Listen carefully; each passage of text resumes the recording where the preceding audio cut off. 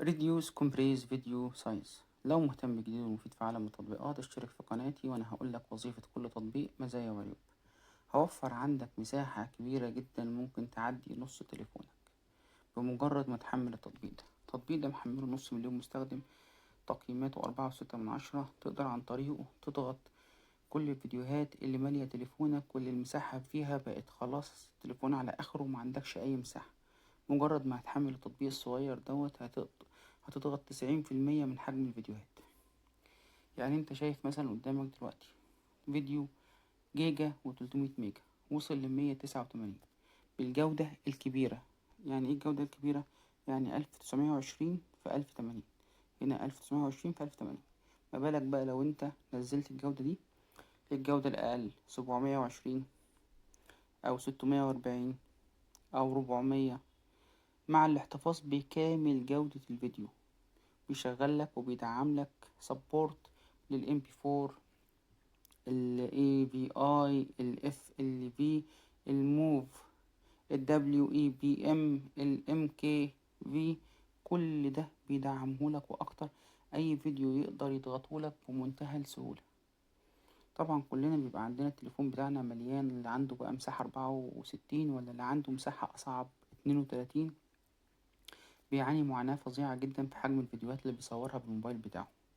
ممكن يصور فيديو 5 دقايق 10 دقايق تلاقيله 2 جيجا، لمجرد ان الكاميرا بتاعته عالية وبتصور مثلا 1080 او 2K او 4K. طبعا كل ده بيفرق معانا جدا في حجم الفيديوهات، وبيخلينا احنا نفسنا نبطل نصور فيديوهات. انت في فرح مثلا، ولا في كتب كتاب، ولا في اسبوع، ولا في اي حاجة، وعايز تصور مناسبة سعيدة، المشكلة عندك ان انت هودي المساحة فين؟ يعني فيديو صغير هيديني 2 جيجا 3 جيجا، هوديها فين؟ لا، هنا بقى تقدر تصور وتحمل التطبيق دوت بورتون فيديو كومبريسور. تقدر عن طريقه تضغط الفيديوهات بال10%، يعني ال3 جيجا يطلعوا 300 ميجا. ولو ضغطت اقل من كده برضو اوعدك انك هتلاقي الجودة كويسة. يعني لو ضغطت 720 هتلاقي جودة كويسة جدا للفيديو، مش هتحس بنقص خالص في الفيديو، بس هتبقى احتفظت باللحظات السعيدة اللي موجودة في حياتك في فيديو. كمان حجم جوجل فوتو 15 جيجا، مش بيقعد معانا. كل شوية يقولك اشتري مساحة تخزين وادفع مش عارف $50 كل شهر عشان تحتفظ بمساحة التخزين.